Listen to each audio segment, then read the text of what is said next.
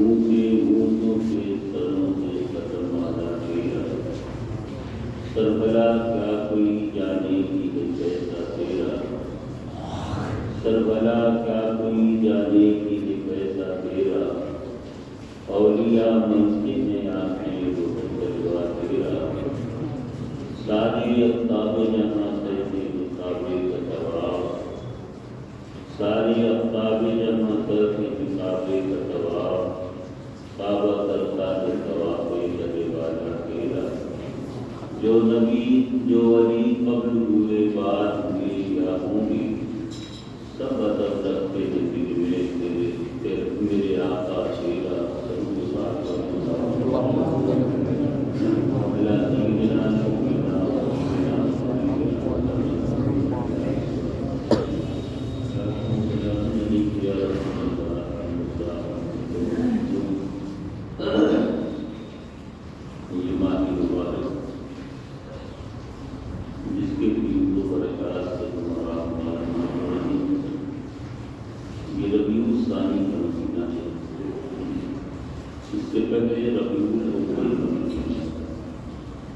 ربیع الاول کے معنی پہلی بہار اور ربیع الثانی کے معنی دوسری بہار، وہ پہلی بہار تھی، یہ دوسری بہار ہے۔ اس بہار میں تاجدار انبیاء تشریف لائے، نبیوں کا سلطان تشریف لایا، اور اس بہار میں ولیوں کا سلطان تشریف لایا۔ تو وہ غوث اعظم رضی اللہ تعالیٰ عنہ کی ذات سے اس مہینے کو نسبت آتی ہے۔ ولی کی شان بڑی نرالی ہوتی ہے۔ حضرت بایزید بستامی علیہ الرحمہ فرماتے ہیں، ولی کے مقام کے تعلق سے کہ من عرف اللہ، جس شخص نے اللہ کو پہچانا، کانا علی النار عذابا، وہ دوزخ پر عذاب بنتا ہے۔ جو اللہ کو پہچاننے والا ہے وہ دوزخ سے نہیں گھبراتا بلکہ دوزخ اس سے گھبراتا ہے۔ ومن جہل، اور جو اللہ کی معرفت سے جاہل رہا، کانت النار علیہ عذابا، دوزخ اس پر عذاب بن کر کے مسلط ہوتی ہے۔ یہ ولی کی شان ہے، اللہ کے محبوب بندوں کی یہ شان ہے۔ اور حضرت بایزید بستامی یہی تک نہیں بنتی، ثم قال، پھر فرماتے ہیں، لو رأیتنی جہنم لحمدت، آپ فرماتے ہیں اگر جہنم مجھے دیکھ لے تو بجھ جائے گا۔ یہ شان ہے اللہ کے محبوب بندوں کی۔ فرماتے ہیں اگر جہنم، جس جہنم سے ہم پناہ مانگتے، جس سے ہم بچنے کے لیے دن رات فکر میں غلطہ اور ڈوبے رہتے، اللہ کا محبوب بندہ فرماتا ہے کہ وہ جہنم اگر مجھے دیکھ لے تو بھول جائے گا۔ یہ وہی حضرت بایزید بستامی ہیں جن کا انداز زندگی بھی نرالا تھا اور انداز برزخی بھی نرالا تھا۔ آج ہم قبر کے سوالات سے گھبراتے، اللہ قبر کی مشکلوں کو آسان فرمائے۔ اور یہی نہیں بلکہ ہم اپنے مردے کی قبر پر کھڑے ہو کر کے آسان دیتے تاکہ سوال آسان ہو جائے۔ لیکن حضرت بایزید بستامی کو جب قبر میں رکھا گیا تو پیارے جانتے ہو کیا ہوا؟ نکیرین حاضر کے کہا من ربک، آپ خاموش تھے۔ کہا من ربک، آپ خاموش تھے، کوئی جواب نہیں۔ تیسری مرتبہ فرمایا من ربک، تمہارا رب کون ہے؟ آپ فرماتے ہیں چہرے سے کفن ہٹا کر کے نادان نے ایسا سوال کر رکھا ہے جو بہت پرانا ہو چکا۔ پہلے میں نے اپنے رب کی ربوبیت کا اقرار تو عالم ارواحی میں کر لیا تھا، اور آج کچھ میں آئے ہو ساری زندگی اسی کا کلمہ پڑھتا رہا، اسی کی ربوبیت کا ڈنکا بجاتا رہا، اسی کی وحدانیت کا ڈنکا بجاتا رہا،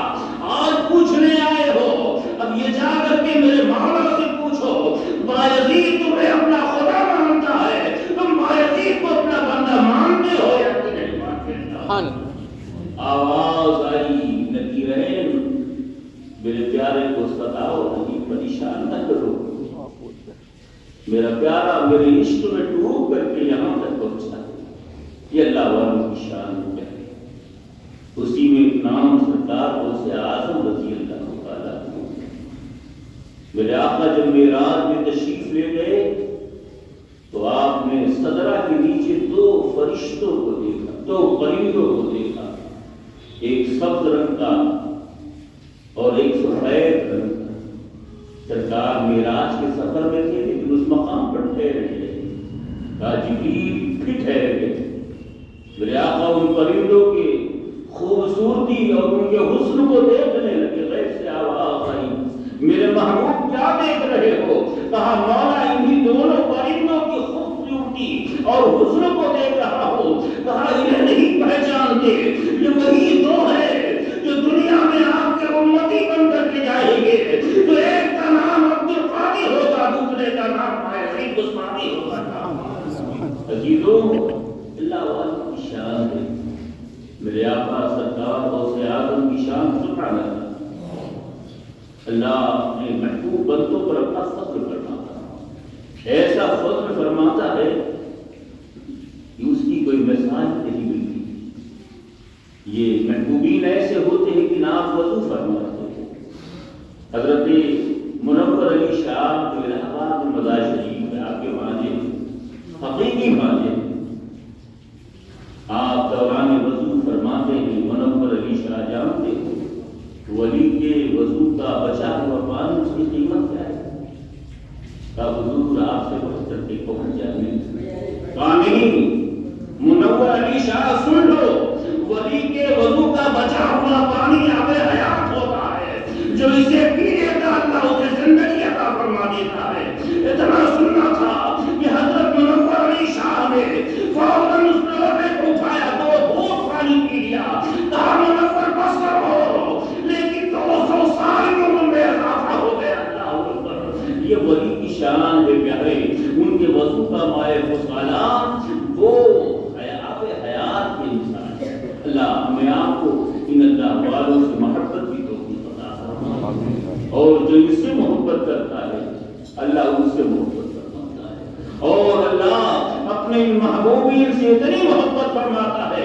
حدیث خود حدیث میں ارشاد ہے، من کان للہ کان اللہ لہ، جو اللہ کا ہو جاتا ہے اللہ اس کا ہو جائے گا۔ تو ہمیں اللہ والوں سے محبت کی ضرورت ہے، پیار کی ضرورت ہے۔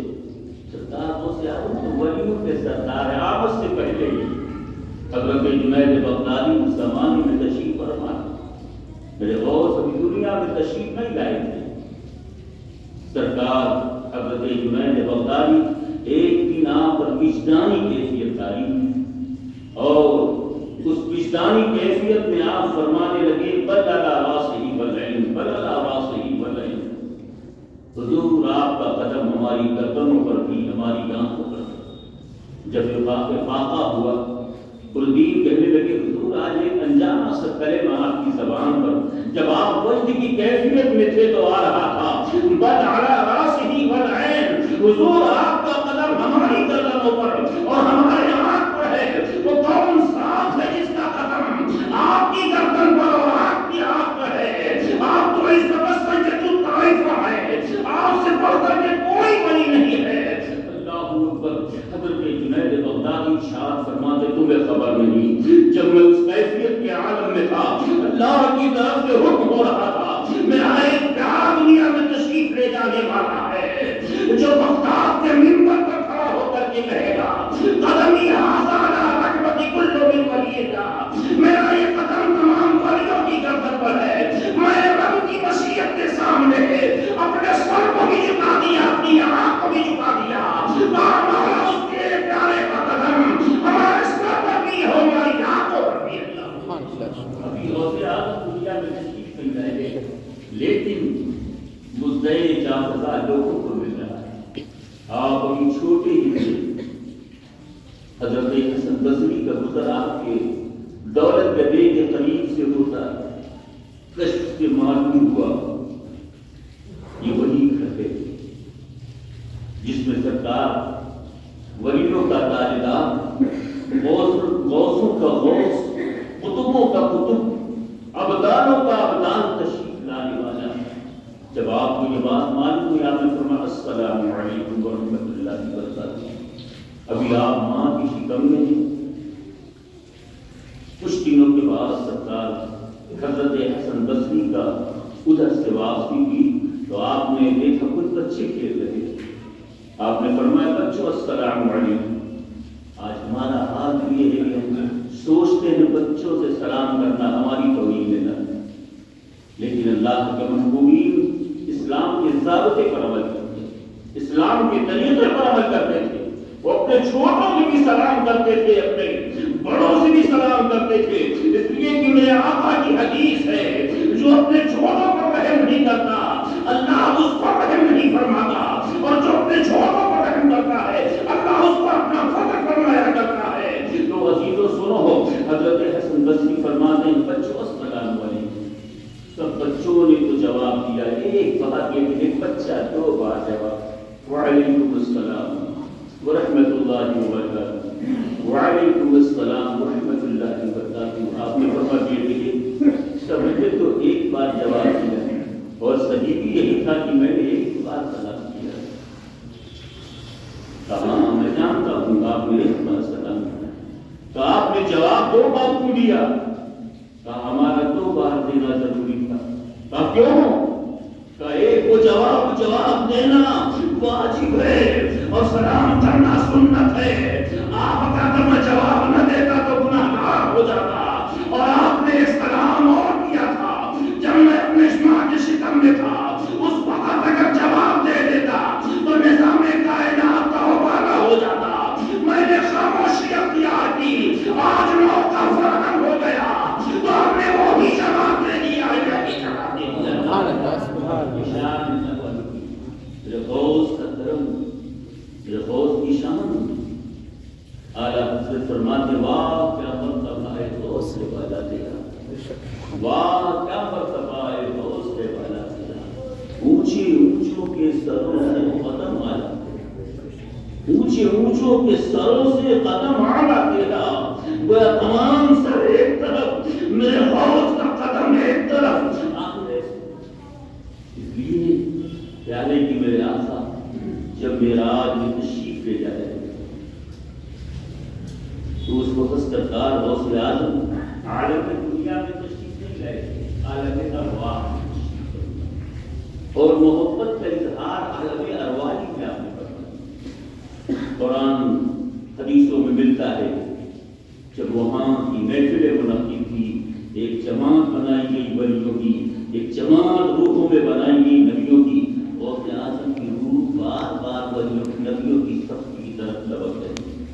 اللہ کی طرف سے حکم آیا میں نے تمہیں ولیوں کی صف میں رکھا ہے، تمہیں ولیوں کی صف میں رہنا ہے۔ کہاں نبیوں کے صف میں لپک گئی۔ غوث اعظم کی روح آگے بڑھی، رب کی بارگاہ میں اس کی مولا میری دل کی خواہش ہے، میری تمنا ہے، میری التجا ہے تیری بارگاہ میں، تو مجھے ولیوں کی جماعت میں نہیں بلکہ نبیوں کی جماعت میں رکھ، جس جماعت میں تاجدار انبیاء صلی اللہ علیہ وسلم کی ارواح مقدسہ تشریف فرما ہے۔ اس لیے کہ میرے دل میں اپنے آقا کی بے حد محبت ہے۔ پروردگار ارشاد فرماتا ہے اے غوث اعظم کی روح سنو، یقیناً فیصلہ ہو چکا ہے، تمہیں رہنا پڑے گا ولیوں ہی کی جماعت میں۔ ہاں اگر تمہاری محبت کا لحاظ ہے تو تمہیں اپنے محبوب کا امتی بنا کر کے بھیجوں گا، اور تمہیں صلاحیت عطا کیا جائے گا، اپنے محبوب کو نبیوں کا سردار بناؤں گا، اور تمہیں محبت رسول کے راستے میں وہ ولیوں کا سردار بنا کر کے دنیا میں بھیجوں گا۔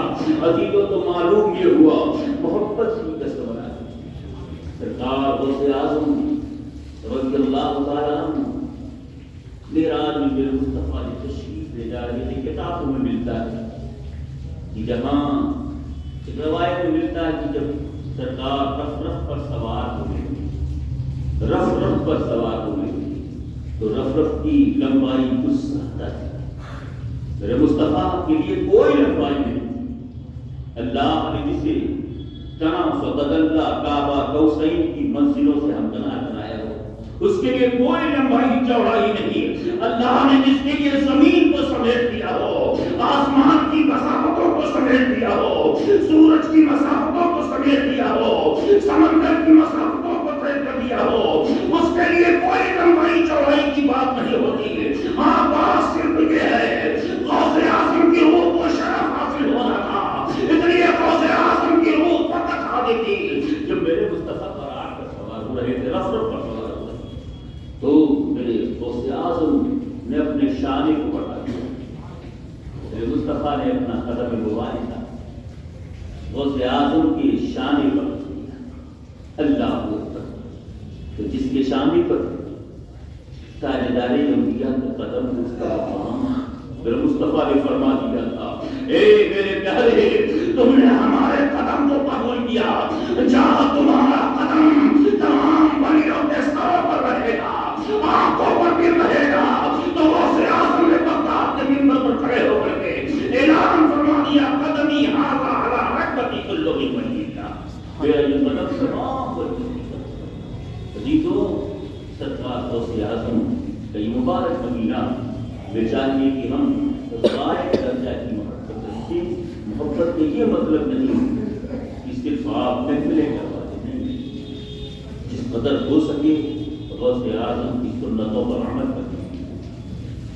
انہوں نے جو کیسی زندگی گزاری پیارے جانتے، 20 سال کا وقفہ ایسا گزر گیا کہ ایک دانہ چھوڑ کر کے منہ میں لگ گیا، صرف ذکر الہی میں مشغول، اور کچھ ایسا زمانہ گزرا کہ آپ نے گھاس اور پتیوں کو اپنی غذا بنائی۔ کتابوں میں ملتا ہے آپ کی گردن مبارک پر ہرے ہرے نشان آ گئے، وہ گھاس کے نشان تھے جو میرے غوث نے اپنی اللہ کے ذکر میں سکھا سکتے۔ کبھی نماز قضا نہیں، کبھی نماز تہجد قضا نہیں، کبھی شریعت مطالعہ سے قدم کو باہر نہیں۔ عبادت و ریاضت کی کوئی مثال ہی نہیں ملتی۔ تو اگر واقعی ہم غوث اعظم سے محبت کرنے والے ہیں تو کم سے کم یہی فیصلہ کریے، ہماری نماز پنجگانہ کبھی قضا نہ ہوگی، ہم نماز پنجگانہ پر ہمیشہ حاضر رہیں گے، ہم جماعت کے پابند ہو کر کے نماز پڑھیں گے، ہم شریعت کے قانون پر اپنی زندگی گزاریں گے، ہم شریعت کے لبادے میں لپیٹ کر کے اپنے آپ کو دنیا سے سفر کریں گے۔ تو یہی محبت ہے غوث اعظم، یہی سرکار غوث اعظم کی محبت کا ثمرہ۔ اگر آپ نے یہ فیصلہ کر لیا، مجھے دوست نے فرمایا تمہاری ہر مشکل میں ہم حاضر ہیں، آواز دے تو ہم حاضر ہیں۔ اور آج تجربے کی بات ہے، اگر آپ 3 مرتبہ خلوص دل سے غوث اعظم کو آواز دے دو، آج بھی آپ کا کام کرے گا، آج بھی آپ کی مدد ہو جائے۔ لیکن شرط یہ ہے وہ کام جائز ہو، شریعت کے مطابق ہو، نبی کی سنت کے مطابق ہو، اللہ اور اس کی مرضی کے خلاف، رسول کی مرضی کے خلاف نہ ہو، یقیناً۔ لیکن میرے غوث کو یہاں فرماتے ہیں، حدیث پاک حضرت ابو ہریرہ سے مروی حدیث قدسی ہے، حضرت امام بخاری رحمۃ اللہ علیہ نے فرماتے ہیں، اللہ اپنے محبوب بندوں پر کس قدر کرم فرماتا ہے۔ سمعہ یسمع الذی، اللہ اپنے بندوں کا کان ہو جاتا ہے جس کو سنتا ہے، وعینہ یبصر بہ، اس کی آنکھ ہو جاتا ہے جس سے وہ دیکھتا ہے۔ اور یہی نہیں، شارح بخاری نے تو آگے بڑھ کر کے بیان کیا، فوادہ یعقل بہ، اللہ اس بندے کا دل ہو جاتا ہے جس سے وہ سمجھتا ہے۔ اور ایسی سمجھ اللہ اپنی محبوب بندوں کو عطا فرماتا ہے اس کی مثال نہیں۔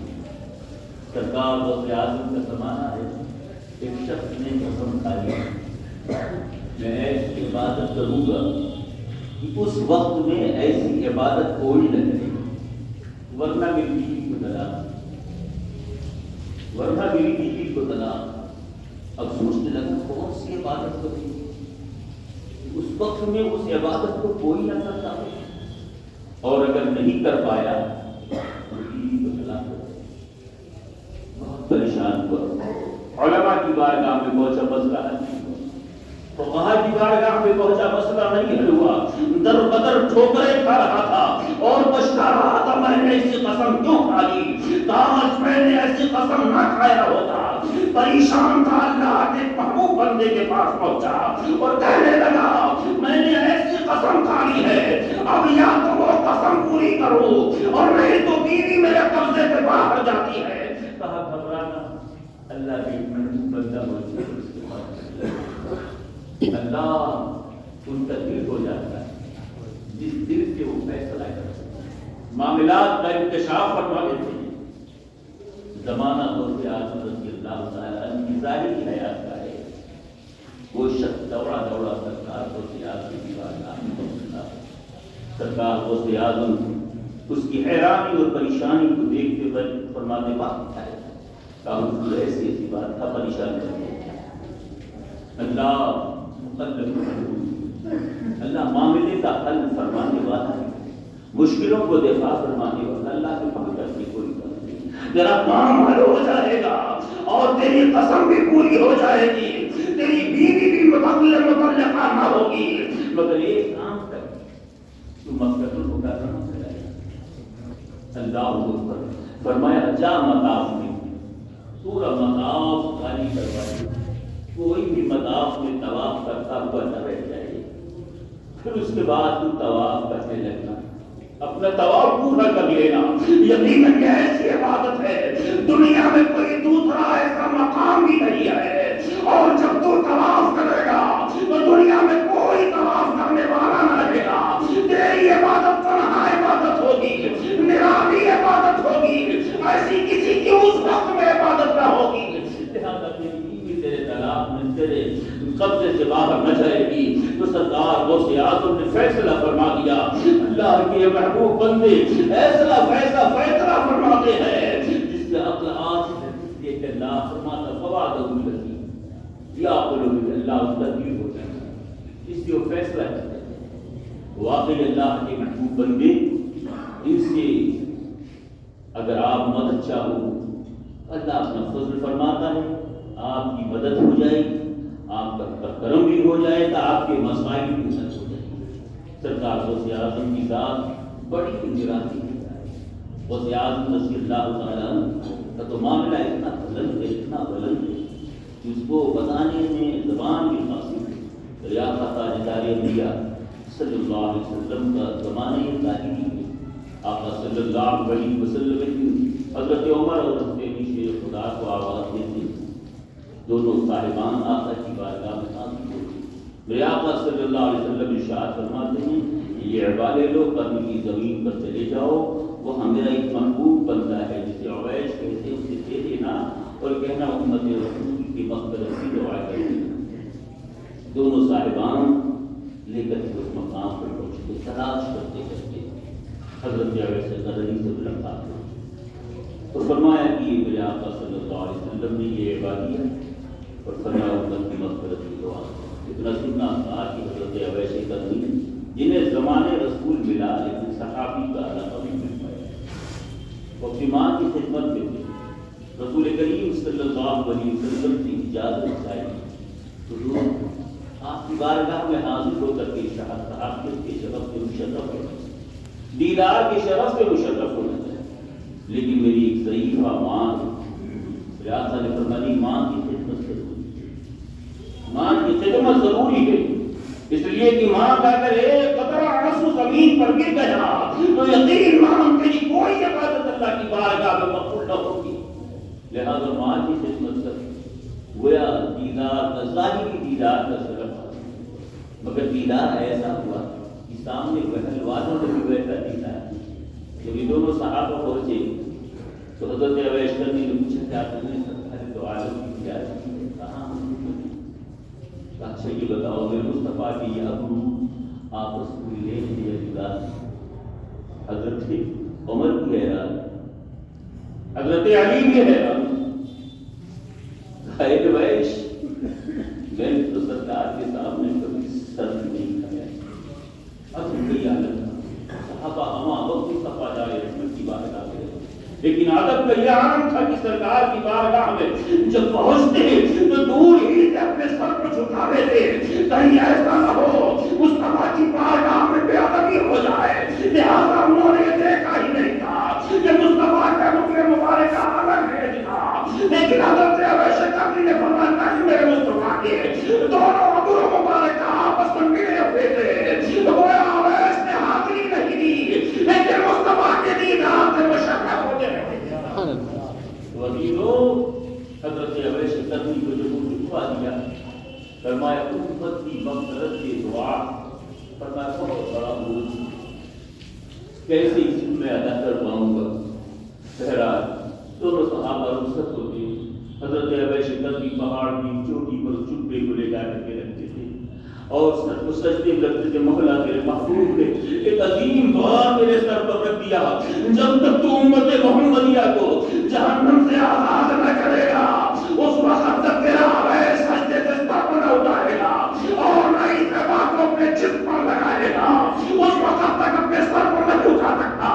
آگ سے آواز آئی بنو نضر کے بھیڑ اور بکریوں کے برابر ہم نے امت محمدیہ کو آواز جہنم سے آزاد کر دیا، لیکن حضرت اویس فرماتے مولا تمام امتوں کو آزاد فرما دے۔ کہا ہے اویس ہم نے امت نضر کے بھیڑ اور بکریوں کے جسموں کے بالوں کی تعداد کے مطابق امت محمدیہ کو جہنم سے آزاد کر دیا۔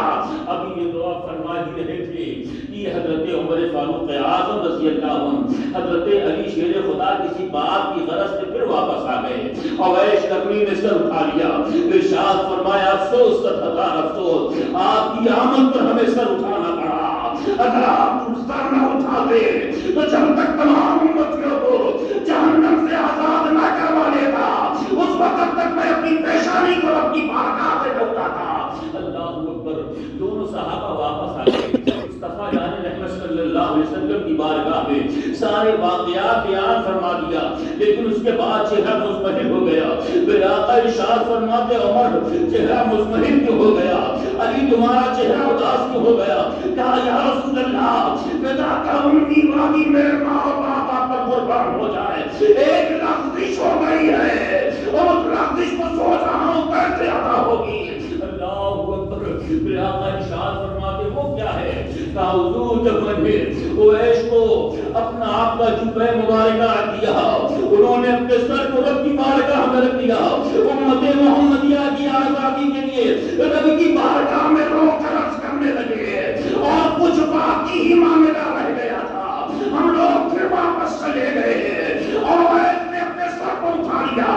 اگر امتی جو باقی ہیں آزاد نہ ہوں گے تو کیا ہوگا؟ تو میرے آقا ارشاد فرماتے گھبراؤ نہیں، اے اویس قرنی سنو، آخری زمانے میں میرا ایک لادلہ دنیا میں تشریف لائے گا جسے دنیا عبد القادر کہہ کر کے پکارے گی، غوث اعظم کہہ کر کے پکارے گی، وہ جب رب کی بارگاہ میں ہاتھ اٹھائے گا تو اللہ بقیہ امتیوں کو جہنم سے آزاد کرنے کا یہ شان ہے سرکار کو سیاست نبی تو ہمیں چاہیے کہ ہم غائب کرتا ہی محبت کریں، اور محبت کا مطلب بھی ان کی بتائے راستے پر عمل کریں، سنتوں پر عمل کریں، نمازوں کی پابند ہو جائیں، شریعت مطہرہ کے قانون اور ضابطے میں اپنے آپ کو پرو کر کے رکھیں، نبی کی سنتوں کو ہمیشہ نگاہوں کے سامنے رکھیں۔ ابھی تو وقت مختصر ہے، بس ایک بات اور ضروری آپ سے عرض کروں، قبربات کی زیارت کرنا دور صحابہ سے، اب تک صحابہ کی سنت، تابعین کی سنت، تبع تابعین کی سنت، علماء کرام کی سنت، بزرگان دین کی سنت، عزیزوں، اور پھر وہ تبرک جو تمام تبرکات کا والا جس کو نبی کے جسم سے خارجی نسبت نہ ہو، داخلی نسبت ہو۔ نبی کا لباس اقدس نہیں ہے، نبی کا پیغام مبارک نہیں ہے، بلکہ میرے آقا تاجدار انبیاء صلی اللہ علیہ وسلم کا منہ مبارک ہے، اور منہ مبارک ایسا ہے وہ جس کے لیے حضرت امیر معاویہ نے فرمایا کہ جب میرا انتقال ہو جائے تو رسول اللہ کے نام نہائے تراشا کو میرے کفن میں رکھ دینا، مہائے مبارکہ کو میرے کفن میں رکھ دینا، ہو سکتا ہے مجھے یقین کامل ہے کہ کے صدقے میں اللہ ہماری مغفرت فرما دے گا. اور حضرت علی فرماتے ہیں جہاں میرے مصطفیٰ کا ایک منہ مبارکہ ہوگا 500 فرشتوں کی تعداد ہمیشہ وہاں مقرر فرما دی جاتی ہے جو منہ مبارکہ پر درود پاک پڑھا کرتے ہیں اور اس کی حفاظت میں لگے رہتے ہیں. عزیزوں تو منہ مبارک خوش نصیبی سے وہ میری حیثیت نہیں تھی لیکن یہ فضل الہی ہے.